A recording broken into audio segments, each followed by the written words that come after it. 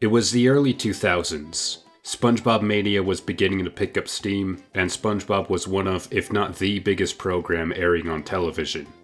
And because of this success, Nickelodeon and Viacom would task showrunner Steven Hillenburg and the rest of the show's crew to make a feature-length theatrical film about the titular sponge. Bigger, squarier, spongier.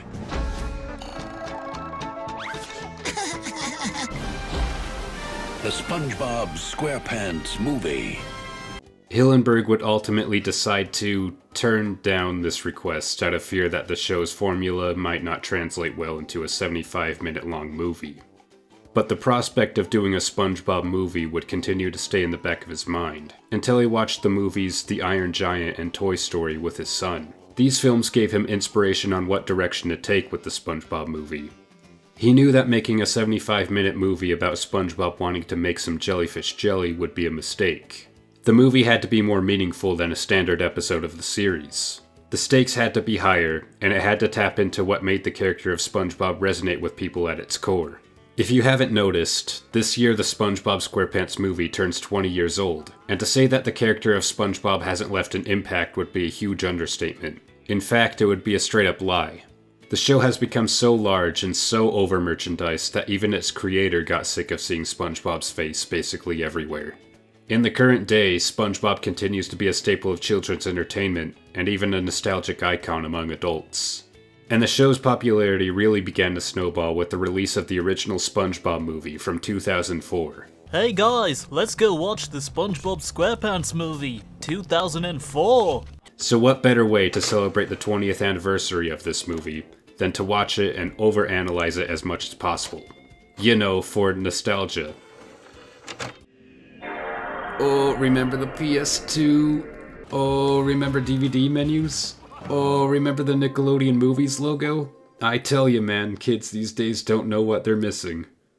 Anyway, the movie opens with a bunch of old, dirty, bearded pirates getting excited over SpongeBob to remind all us non-7-year-olds how weird we all look when watching this picture.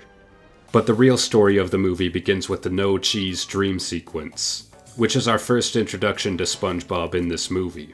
This sequence immediately tells us a couple things about SpongeBob, mainly that he takes the manager position very seriously and sees it as more important than it really is. This is expanded on when he wakes up excited for the grand opening of the Krusty Krab 2 and shows off his 374 consecutive Employee of the Month awards, showing just how much SpongeBob loves his job, which was always meant to be an ironic aspect of his character. The fact that he loves working in fast food and dreams of becoming a manager, a job that most sane people don't see as anything special, is comedic.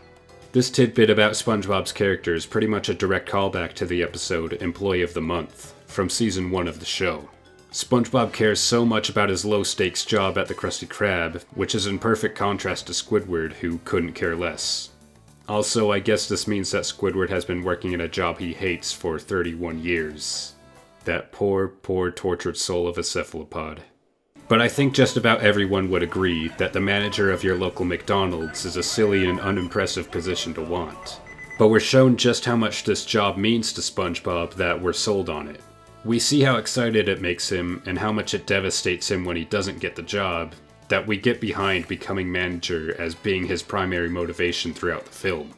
We'll talk more about SpongeBob's struggle to become manager in a moment. But first I feel like we should move on to talking about the secondary protagonist of this movie, SpongeBob's best friend Patrick. We're introduced to Patrick in this movie as SpongeBob's close friend and neighbor. We're shown that he's supportive of SpongeBob's goal to become manager, and believes without a doubt that he'll get the job. It's here that we're also introduced to... You don't mean? Oh, I mean... Goofy Goober's Ice Cream Party Boat! This joke introduces SpongeBob and Patrick's childlike notion of fun. SpongeBob's line delivery and expression set up the expectation that they are going to celebrate the promotion in a more traditionally mature way, like going out for drinks or going to Bikini Bottom's premier daytime strip club. But instead, it turns out to be an ice cream parlor for children's birthday parties. Silly mascot in tow. Yet, despite them basically being adults who live on their own, they absolutely love it. Throughout the movie, Goofy Goobers continues to be a symbol of their childish interests, with them starting the movie unabashedly enjoying it, to later becoming ashamed of it, to finally embracing it once again. We can reasonably assume that this shared interest in the same weird things is what helped the pair become such close friends in the first place.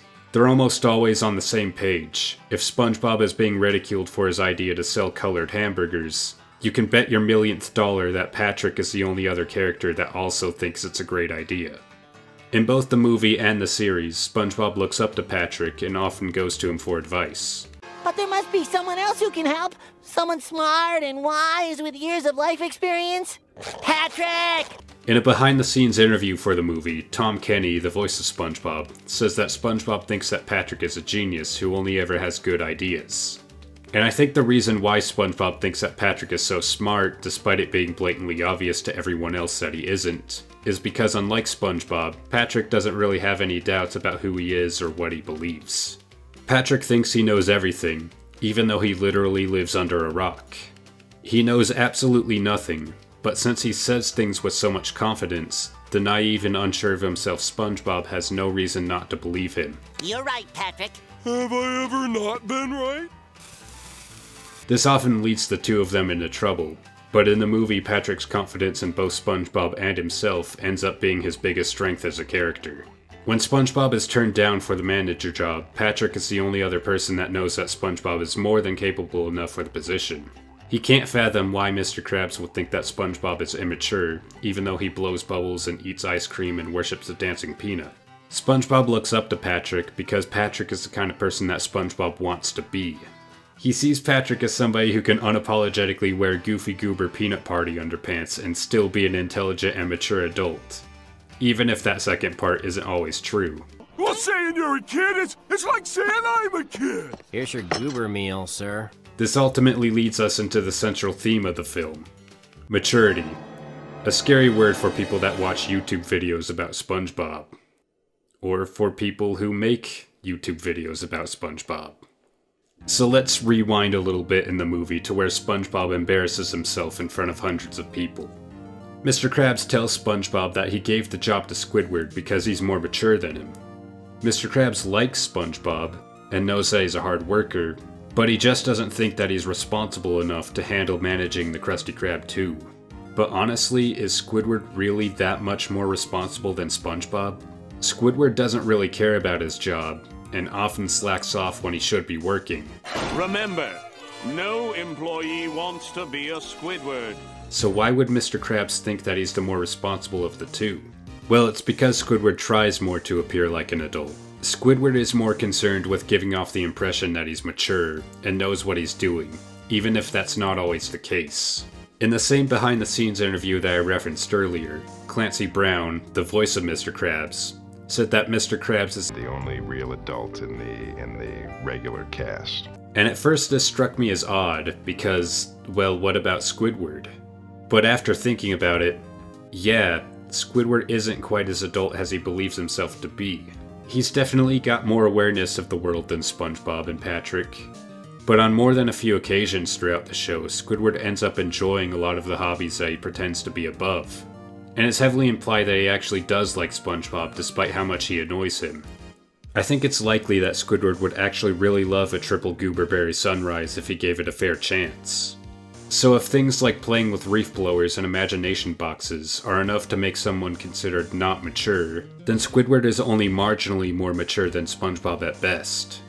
Honestly, I think the movie would have been improved if Squidward was given a bigger role that highlighted this aspect of his character. Maybe he could have gone with SpongeBob and Patrick on their journey.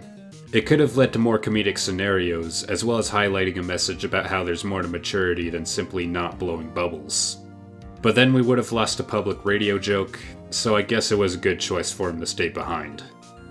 Anyway, SpongeBob is just as, if not more capable than Squidward, but after this rejection he becomes a lot more insecure.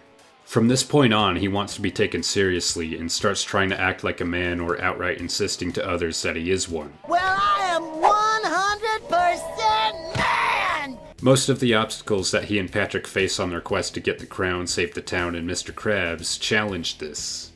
Dennis, the Thug Tug patrons, and the trench monsters are complete stereotypes of what society thinks a real, mature man should be.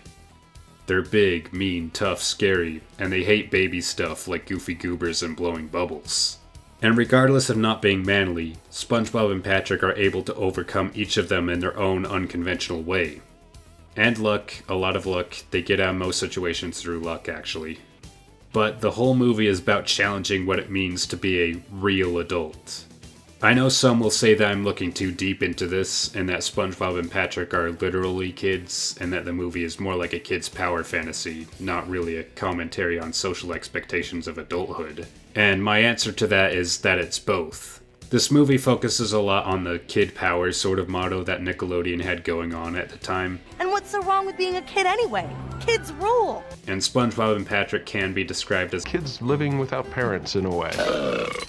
But according to Hillenburg, the show's creator, SpongeBob is an adult with a child's perspective. SpongeBob is an adult character that acts like a child, and he has a child's perspective. SpongeBob was always meant to be a childlike adult, but at the same time he's kinda ageless. He lives alone and works a job, but he's still basically just a kid. According to Tom Kenny, Hillenburg described the character to him as not quite an adult. He compared him to comedic actors Stan Laurel and Jerry Lewis, who played oblivious and childlike grown men characters. SpongeBob's personality was also inspired by the character of Pee Wee Herman, who was also kind of a man-child-like character.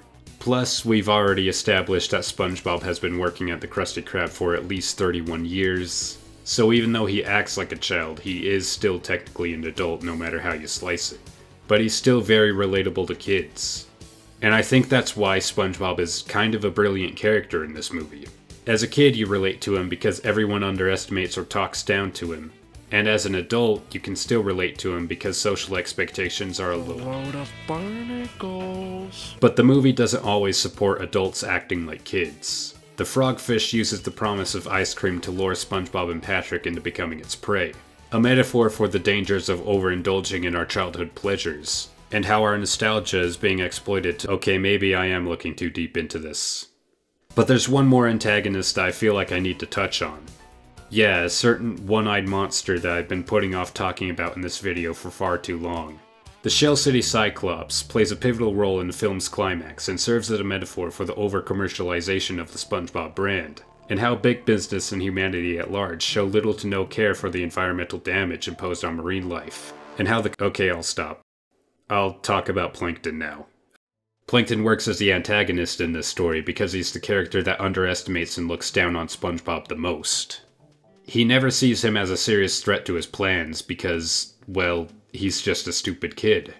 Plankton's the kind of person to see SpongeBob's friendly nature as a weakness, on top of seeing it as childish. He probably sees himself as more mature than everyone else, when from a certain point of view he's actually the least mature character in the show.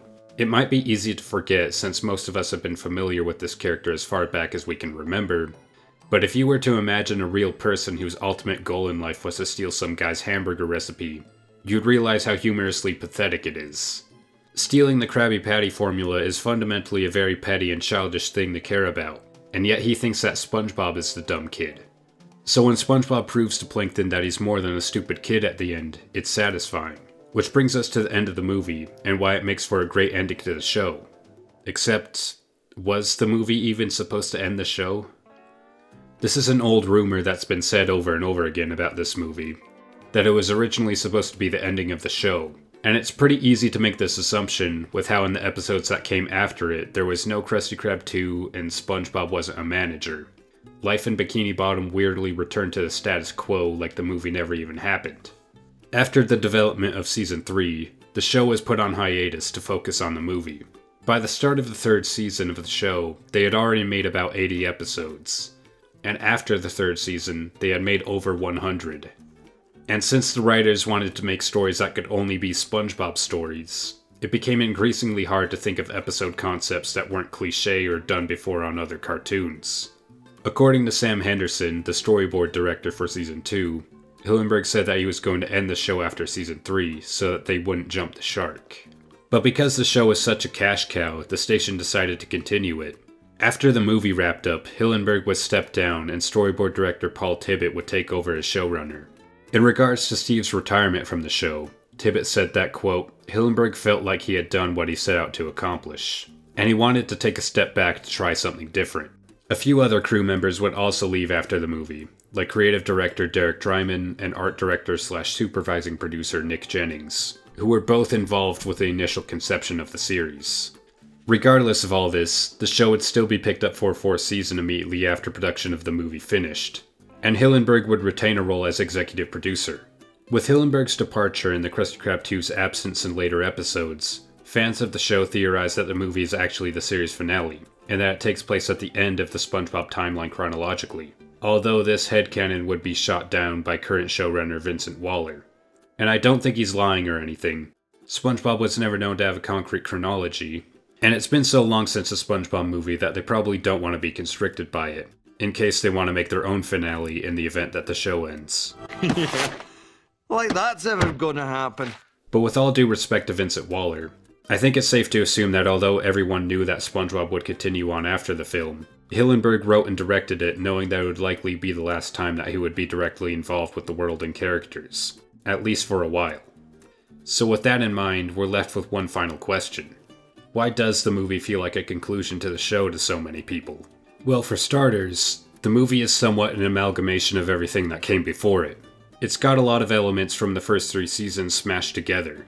The Thug Tug is reminiscent of the Salty Spittoon from the episode No Weenies Allowed, the Trench is kinda like Rock Bottom, there's a callback to Employee of the Month, and SpongeBob gets into conflict with a strict King Neptune just like in Neptune's Spatula.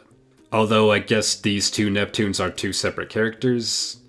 And then you've got Poseidon and Sponge on the Run, even though in our world Neptune and Poseidon are 2 names for the same god, just from different cultures. But I guess in SpongeBob we have 3 different Neptunes that are all different people, and one is named Poseidon, and they all rule over the sea at the same exact time. Like I said, SpongeBob has never been known to have a strict canon. But getting back on track, the movie contains a lot of callbacks and references to the show. But I don't think merely having callbacks is enough to have something considered a good conclusion. There are other pieces of SpongeBob media out there that have more references than the movie, but nobody calls those the true conclusion to the show. I think it's more that the movie feels like the climax to the show thematically. So with that said, what is the theme of the show?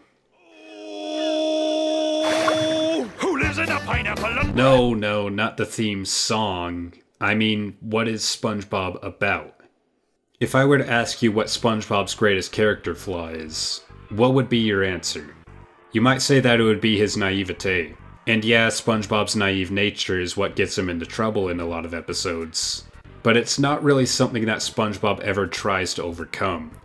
He seems pretty content with it being part of his personality. Secretly, I'm a little bit naive. Wow.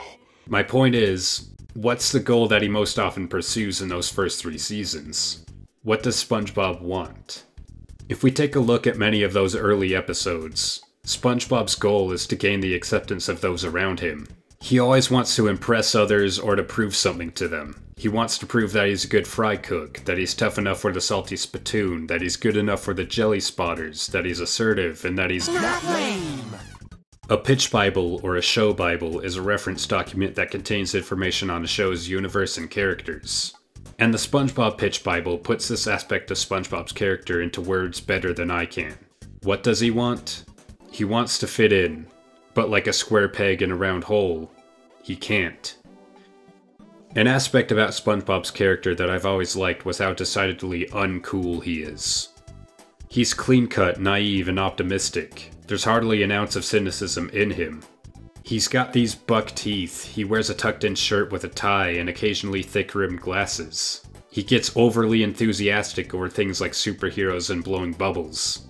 If he were a real person, internet users would depict him as the soy Wojak meme drawing. But probably the most uncool thing about him is that he's just a kid. A stupid kid! You're just a kid. And to be a manager, you have to be a man.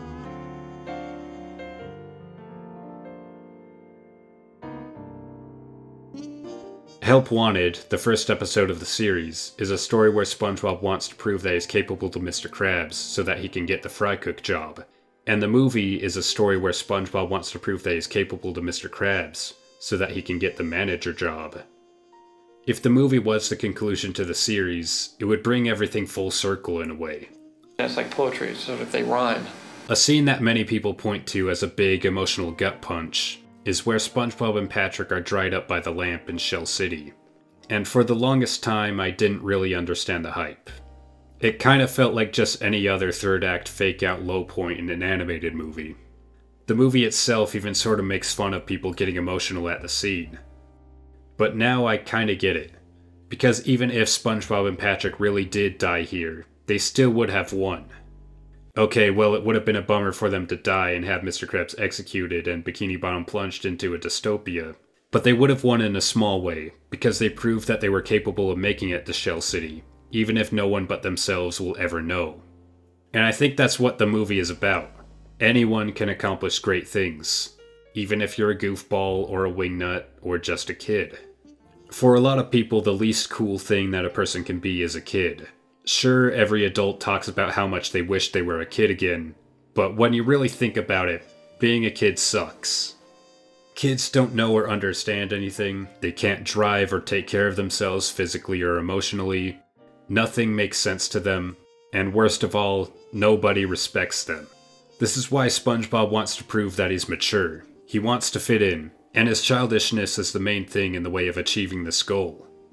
But at the end of the film, he and the rest of society accept him and realize just how cool he really is. Earlier I talked about how SpongeBob was designed to be a nerdy, lame, and uncool character. But really, that's not true. If you were to ask any kid that likes the show, is SpongeBob cool? They'll no doubt answer yes. But why is that? In the Pitch Bible, Stephen Hillenburg wrote the following to convince Nickelodeon on why kids would like SpongeBob. We think kids appreciate an underdog, especially one who's trying to conform to a structured world, but who is so creative, so original, and spontaneous that it becomes a challenge.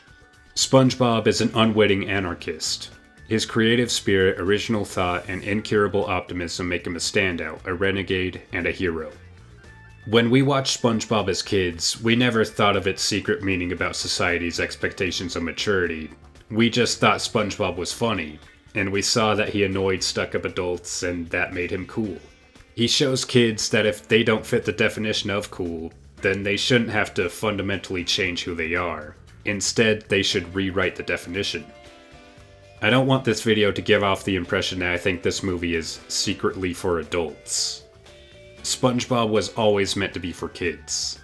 This also applies to just about any kids show or movie that people say was actually secretly for adults. Hey, at least I'm not all keyed up to watch a kid's show. I'll have you know that Ducktective has a big mystery element and a lot of humor that goes over kids' heads. But they never were secretly for adults. If they were, the creators of these shows wouldn't go to a children's network to make them. In all these instances, they just made what they thought would be funny or what would make a good story and respected their audience of children enough to assume that they would get it. The one thing that kids hate the most is being treated like a kid. That's why they start singing songs about murdering Barney the dinosaur the second they feel like they're too old to watch Barney the dinosaur. Kids like watching kids' TV shows, so long as they don't feel like TV shows for kids. So if you make a show for 6-year-olds that doesn't treat the audience like 6-year-olds, then 20 years later those 6-year-olds will grow up to make long-winded YouTube videos to say, hey, thanks for not treating me like a 6-year-old. The SpongeBob movie was made for kids. But Stephen Hillenburg and the rest of the cast and crew didn't use that as an excuse to make something that they wouldn't be proud of. Hillenburg didn't use SpongeBob being a show for kids as an excuse not to put himself into it. The series was the combination of two of his passions, cartooning and marine biology. Hell, the frogfish sequence in the movie was basically just an excuse for him to put a sea creature that he thought was cool into a theatrically released film. And I think some of his life philosophies sort of bled into the show as well. I would say the show is really about not losing your childlike sense in life, you know, that it can be helpful in solving problems. It also can cause trouble, and it does for him. SpongeBob is about how liberating it can be to hang on to your childlike sensibilities as you get older. On the surface, SpongeBob doesn't lead a very fulfilling life. He lives by himself and works a dead-end job, and yet he's happier than any of the other characters. This is because he simply likes himself, and kept his ability to experience childlike wonder in defiance of society's expectations for everyone to lose their optimism and creativity as they get older. The reason that this movie feels like the thematic conclusion to the show to so many people is because it's a story about SpongeBob coming to terms with this aspect of his character, and finally achieving his goal to fit in and be accepted, while realizing that he doesn't need to be like everyone else to do it. What he really wanted was inside him all along. Since the movie's release in 2004, there have been 2 more theatrical SpongeBob movies. The third one, Sponge on the Run, would have a very divisive reception among critics and audiences for its unfocused narrative. The second movie, Sponge Out of Water, was received more positively, but many fans argue that it was missing something that the first movie had, even though it was the first SpongeBob thing that Hillenburg returned to write since the first movie. I like Sponge Out of Water. It's a good movie. There are some pretty funny jokes, I like the pairing of SpongeBob and Plankton, and I think it looks great visually. But I have to agree with those fans that the first movie felt like a more cohesively good experience. And I think the reason for this is because the later 2 movies decided to go more comedy-focused than story-focused. When watching Sponge Out of Water, it definitely feels like there's more jokes per capita than the first one. And there's nothing wrong with this on paper, SpongeBob is a comedy after all. But it results in the experience feeling more like watching an extended episode of the show rather than a standalone movie. At the start of the video, I brought up how Hillenburg said it would be a mistake to take a standard episode premise and extend it to be a 75-minute long movie. I think this is why that original movie was so much more impactful than the other 2 SpongeBob movies. The first SpongeBob movie just had a more meaningful story beneath it all. Sure, Sponge Out of Water had its moral about teamwork, and it works for that movie, but it isn't really explored in a way that they couldn't do in a regular episode. And Sponge on the Run's moral of SpongeBob being kind to his friends feels forced and disconnected from the actual plot of the movie. The original movie's story had higher stakes and tapped more into the central themes of the character in a way that I don't think has been done before or since. Simply put, the first movie just hit different. I don't think that the SpongeBob movie is a perfect movie or anything. I admit that nostalgia plays a part in why I like it so much. Maybe I just connect with it because I'm in my late 20s and still can't grow a decent mustache to save my life. There's other family movies from the same year that are probably better on an objective level. But man, did this one stick with me. I'll be honest, I don't really know how to conclude this video. I could talk more about how the movie inspired me artistically when I was a kid, but really, who cares? It was just a good cartoon, and I'm happy that I got to grow up with it. So you might be asking, what is the point of this video? And I guess my point is that something doesn't have to be a complex, generation-defining work to be meaningful to you. You can find brilliance anywhere, even in the most unlikely places, like in a pineapple under the sea. Thanks for watching. Now go outside and get some sun. You look awful pale. No, really, get lost.